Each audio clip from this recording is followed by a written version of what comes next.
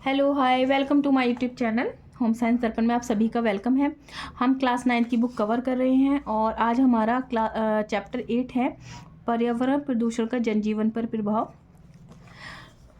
देखिए ये हमारे लिए ना इम्पॉर्टेंट है। हम इस तरह से हमने क्लास 6 से स्टार्ट करी है, बेसिक से बिल्कुल। जिन लोगों ने प्रिपरेशन जस्ट स्टार्ट करी है वो वीडियो जा कर के देख सकते हैं। मैंने 6, 7, 8 की बुक कवर करा दी है, एक ही वीडियो है और आप स्पीड बढ़ाकर अपनी मोबाइल से आप देख सकते हैं। आपका रिवीजन हो जाएगा, बेसिक भी क्लियर हो जाएगा। जो लोगों की तैयारी चल रही है वो भी एक बार रिवीजन के लिए देख सकते हैं। और ये हमारा यूपी टीजीटी होम साइंस में भी और बिहार में भी और आपका चंडीगढ़ में भी वैकेंसी आई है। देखिए बेसिक है, ये सभी जगह आपके काम आने वाला है। तो ठीक है, शुरू करते हैं हम अपनी आज करते हैं चैप्टर। देखिए प्रस्तावना दी रखी है, मानव जीवन को जो दशाएं प्रभावित करती हैं वो 3 प्रकार की मानी गई हैं, भौगोलिक, सांस्कृतिक और सामाजिक। ठीक है, जिन लोगों को मैं ये वीडियो ज़्यादा बड़ी नहीं करना चाहती, सिर्फ हाईलाइटेड पॉइंट ही कवर करूँगी। आप वीडियो पॉज करके पढ़ सकते हैं। अब यहाँ दिया गया है पर्यावरण का अर्थ तथा परिभाषाएं। पर्यावरण क्या है? ये 2 शब्दों से मिलके बना है। परि यानी कि चारों ओर, हमारे ओवरऑल जितना भी हमारा है वो, और आवरण का अर्थ है ढका हुआ। ठीक है, वह सभी दशाएं जो किसी वस्तु के चारों ओर से घेरे हुए हैं, जो उसके घेरे में है। ठीक है, इस प्रकार वह सभी दशाएं जो एक प्राणी के अस्तित्व के लिए आवश्यक हैं, उसे चारों ओर से घेरे हुए हैं, वही हमारा जो है वो एनवायरनमेंट है, यानी कि पर्यावरण है। प्राकृतिक पर्यावरण का अर्थ अब हम यहाँ जान लेते हैं थोड़ा सा। प्राकृतिक पर्यावरण का अर्थ, प्राकृतिक पर्यावरण को भौगोलिक पर्यावरण भी कहते हैं। ठीक है, यहाँ से हमें एक पॉइंट मिल गया, जिसके अंतर्गत जलवायु है, ऋतु है, तापक्रम है, भूमि है, उत्पादकता है, जंगल, पहाड़, रेगिस्तान, समुद्र, आकाश, सूर्य, चंद्रमा, पशु पक्षी सब है। ठीक है, वह प्राकृतिक पर्यावरण जो नदी से निकली हुई नहरें, जुती हुई भूमि, प्राकृतिक तथा भौगोलिक पर्यावरण को निम्न परिभाषाओं से स्पष्ट किया गया है। यहाँ इन्होंने प्राकृतिक पर्यावरण का अर्थ बताया है, यहाँ पे मीनिंग की बात की गई है। और अब यहाँ पे उससे जुड़ी हुई कुछ डेफिनेशन है, जैसे मैकाइवर एंड पेज ने बताया कि भौगोलिक पर्यावरण उन सभी दशाओं से मिलकर बना है जो प्रकृति ने मनुष्य को प्रदान की है। ठीक है, तो अब हमें यहाँ से हम की पॉइंट से जो है वो डेफिनेशन याद करेंगे। डेफिनेशन ज़रूर आती हैं तो थोड़ा सा इस पर ध्यान देना ज़रूरी है। मैकाइवर एंड पेज ने क्या बताया कि सभी दशाओं से मिलकर बना है। ठीक है, तो जो प्रकृति ने मनुष्य को प्रदान की, जो हमें नेचर ने दिया है, क्या दिया है हमें? पर्यावरण, वो मैकाइवर एंड पेज ने कहा। एक सैरिकन की परिभाषा दी गई है, इन्होंने वैज्ञानिक परिभाषा प्रस्तुत की है। इन्होंने क्या बताया कि जो मनुष्य से प्रभावित हुए बिना अपना कार्य करती है, मतलब जस्ट लाइक अब हवा चलनी है हमसे, उसका नहीं, वो ब्लो हो रही है, पानी है, पानी का सोर्सेज है, इस तरह से इन्होंने इसको बताया है।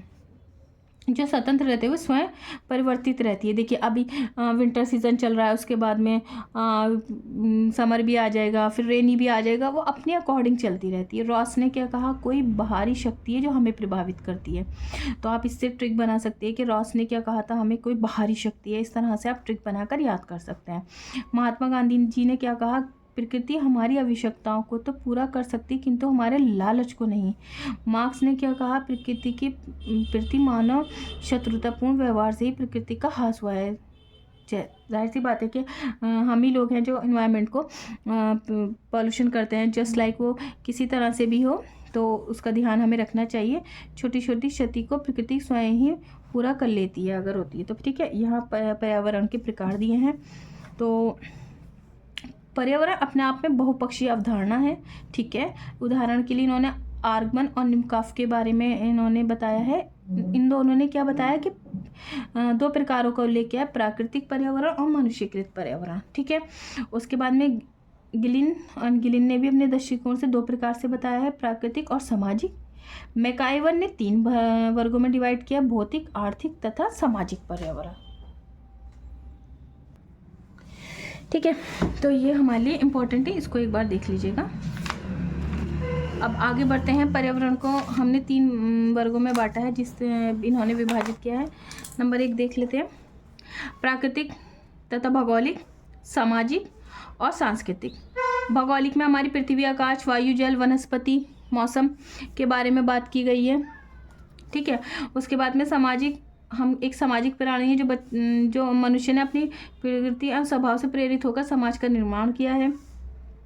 प्रत्येक व्यक्ति अपने समाज का एक सदस्य है, ठीक है, इस बारे में बताया गया। सांस्कृतिक में क्या बताया गया है कि पर्यावरण के एक भाग या प्रकार को सांस्कृतिक पर्यावरण कहा जाता है।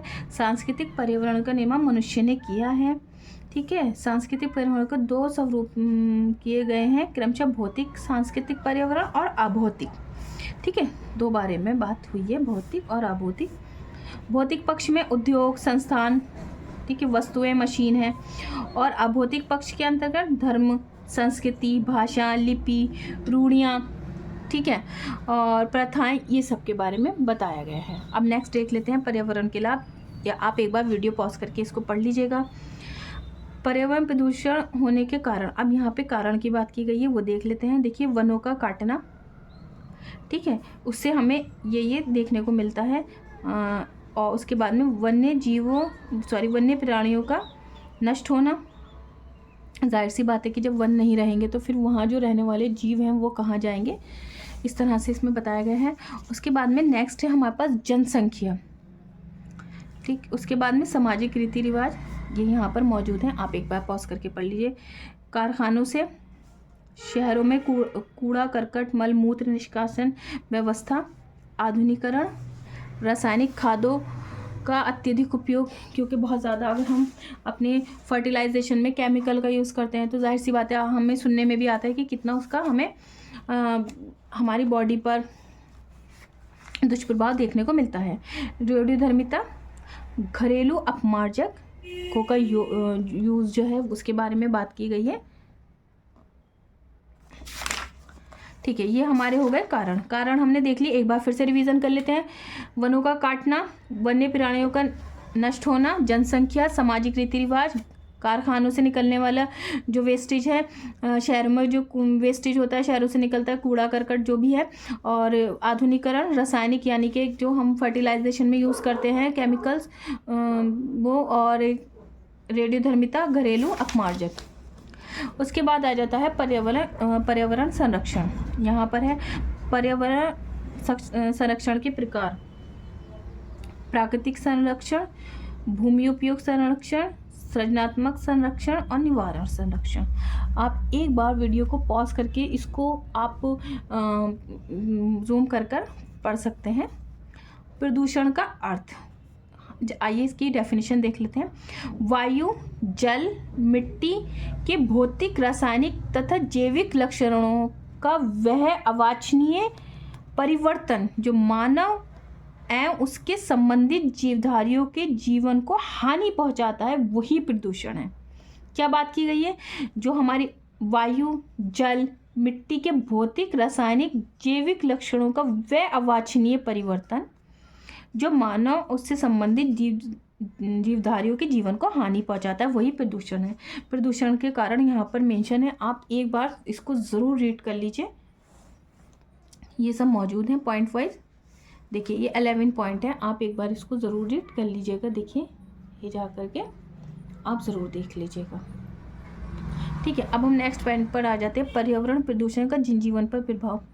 देखिए जन स्वास्थ्य का प्रभाव, जाहिर सी बात है कि पहला हमारे हेल्थ पर ही दिखता है। देखिए यहाँ पर मेंशन भी है, जल प्रदूषण के कारण डायरिया है, पेचिश है, यकृत है, आंतों का कैंसर है, वायु प्रदूषण से साधारणतः खांसी है, तपेदिक है, कैंसर है, ध्वनि प्रदूषण से हृदय रोग हो जाता है, चिड़चिड़ापन, बहरापन, ठीक है, ये चीज़ है। आर्थिक पर यहाँ पर मेंशन है, आप देख सकते हैं, कार्य क्षमता पर, ठीक है। अब आ जाता है पर्यावरण प्रदूषण को रोकने के उपाय। वृक्षों का निरंतर काटन जो है उसको रोकना है, ठीक है। उसी के बारे में कितने सारे जो है प्रोग्राम चलते रहते हैं कि इसमें मौजूद भी है। जैसे चिपको आंदोलन के बारे में ये पूछा भी जा चुका है, इसके बारे में हाँ हमें पता भी है, लेकिन एक बार इसको रिकॉल कर लेना ज़रूरी है। ठीक है, कैसे हुआ था चिपको आंदोलन? उत्तराखंड में हुआ था, जब पेड़ काटे जा रहे थे, लोग जो है ना ये इस तरह से देखिए पेड़ों से ना चिपक गए थे, पेड़ काटने नहीं चाह रहे थे कि पेड़ काटना नहीं है, तो ये इस तरह से हुआ था। पर्वतों वनों के क्षेत्र घटने से पहाड़ों की कटाई से धीरे धीरे वायुमंडल व्यवस्था असंतुलित हो गई है। मानव जीवन के लिए बहुत आवश्यक है कि वायु से कार्बन डाइऑक्साइड प्राप्त करके ऑक्सीजन छोड़ता है।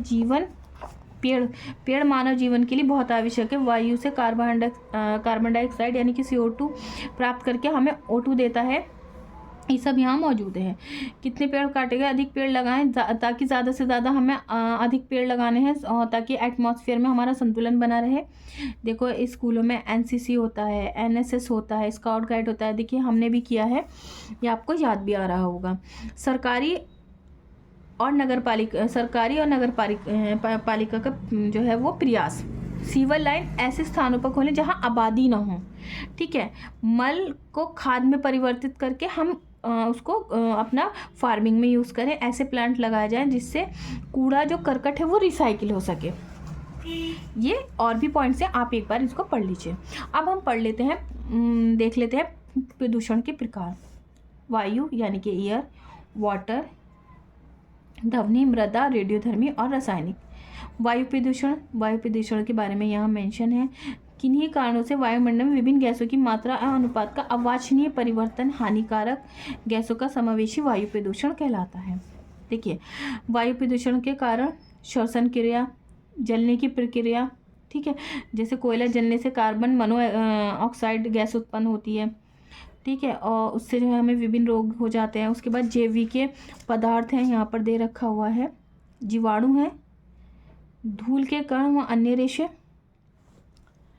और वायु प्रदूषण का मानव जीवन पर प्रभाव। आप इसको ज़रूर एक बार रीड ज़रूर कर लीजिएगा। देखिए वीडियो बहुत बड़ी हो जाएगी, तो वायु प्रदूषण रोकने के उपाय यहाँ पर दे रखे हैं, प्राकृतिक भी दे रखे हैं और आपको कृत्रिम भी दे रखे हैं। जैसे कहा है पेड़ पौधा लगाना, अधिक से अधिक हरियाली वातावरण बनाना, रसोई घर के धुआं से निकलने के लिए चिमनी, एग्जॉस्ट फैन का हमें यूज़ करना चाहिए। ठीक है, अब जल प्रदूषण है। जल प्रदूषण आपको पता है, ये यहाँ पर मौजूद है। ठीक है, अब उसके बाद में जल प्रदूषण के कारण भी मौजूद हैं, यहाँ पॉइंट्स मेंशन है, आप देख सकते हैं। एसिड रेन के बारे में भी यहाँ जिक्र है, आप देख लीजिएगा। उससे होने वाले जो है प्रभाव क्या है कि टाइफाइड, पेचिश, अतिसार रोग अधिकांश लोगों को होते हैं। जल पीने से पीलिया रोग भी बहुत होता है। जल पी अगर आप हमारे अंदर अगर थोड़ा सा भी दूषित जल हो जाता है इनटेक, तो क्या होता है कि टाइफाइड बहुत जल्दी से होता है। सैल्मोनेला टाइफी करके एक इसका जीवाणु होता है जो कि हमारे शरीर में पहुंच जाता है और टाइफाइड हमें करता है। उसके बाद में हैज़र का आपने देखा होगा, कॉमा शेप का होता है। जल प्रदूषण निराकरण के उपाय भी दे रखे हैं। उसके बाद में ध्वनि, डेसिबल पूछा जाता है कि ध्वनि का मापन किससे किया जाता है, यह आपको याद होना ज़रूरी है। ध्वनि प्रदूषण का अर्थ है यहाँ पर मेंशन है। देखिए तीव्र ध्वनि के प्रभाव से जठर रस, पाचक रसों का जो स्त्राव है वो भी कम होता है। आंखों का तारा फैल जाता है। ध्वनि एडिनल अंतरस्रावी ग्रंथियों को भी प्रभावित करती है, एडिनल ग्रंथि। ठीक है, उसके बाद उपाय हैं यहाँ मौजूद हैं, आप इसको ज़रूर देख लीजिए। उसके बाद मृदा प्रदूषण है। मृदा प्रदूषण के बारे में ठोस अपशिष्ट, अम्लीय, उर्वरक, ठीक है, कीटनाशक, ये 4 पॉइंट मौजूद हैं। आप इसको ज़रूर एक बार रीड कर लें, देखिए।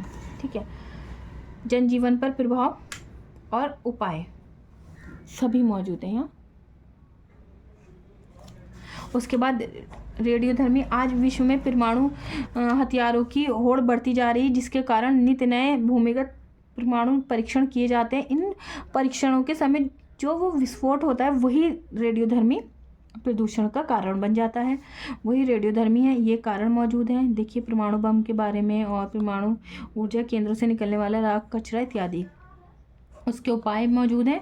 उसके बाद में आ जाता है हमारे पास रासायनिक प्रदूषण। रासायनिक प्रदूषण क्या है? रासायनिक प्रदूषण का रसायनों के कारण होने वाला प्रदूषण। ज्यों ज्यों विज्ञान उन्नति कर रहा है त्यों त्यों रासायनिकों का उपयोग बढ़ता जा रहा है। छोटी बड़ी बीमारियों के लिए रासायनिक दवाओं, एंटीबायोटिक का प्रयोग बहुत बढ़ रहा है, जो हमारे जीवन के लिए हानिकारक सिद्ध हो रहा है। ठीक है, यहाँ मौजूद है, आप देख सकते हैं ये सब। उसके बाद में उपाय है।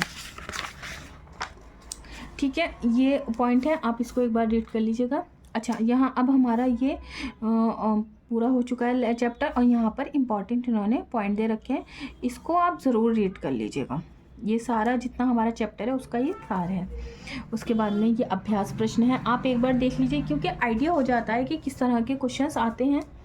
हालांकि MCQ आते हैं, लेकिन हमें पता होना है, हमें जब हम ये एग्ज़ाम क्लियर करेंगे तो हमें इन्हीं बुक से पढ़ाना है, तो हमें इन बुक्स को अच्छे से रीड करना ज़रूरी है। देखिए, ये पर्यावरण के अर्थ के बारे में बात की गई है। वस्तुओं के जलने से कौन सी गैस बनती है, ये आ जाता है क्वेश्चन। इससे काफ़ी क्वेश्चन बने हैं, ये TGT में आ चुका है। आप PYQ उठाकर देखेंगे, जब मैच करेंगे तो यहाँ से क्वेश्चन बनते हैं। देखिए, ये सारे क्वेश्चन मौजूद हैं, आप इनको एक बार ज़रूर रीड कर लीजिए। देखिए, ये सब मौजूद है कि जंगलों में पेड़ क्यों काटे जाते हैं। ये चीज़ें औद्योगिकरण, मकान बनाने के लिए जो हम ये काटे जाते हैं, इस तरह से दूषित जल के बारे में है। इस बार TGT 2021 में पूछा भी गया था कि जो हैज़ा है वो किससे फैलता है, दूषित जल से या भोजन से। क्वेश्चन बनते हैं, तो ज़रूर देख लीजिए। उसके बाद में देखिए, ये MCQ फॉर्म में है, ये आपको बहुत हेल्प करेंगे। बिल्कुल बेसिक से अगर आप कर रहे हैं तैयारी, तो यहाँ ठीक है। ये आज चैप्टर फिनिश हो गया है।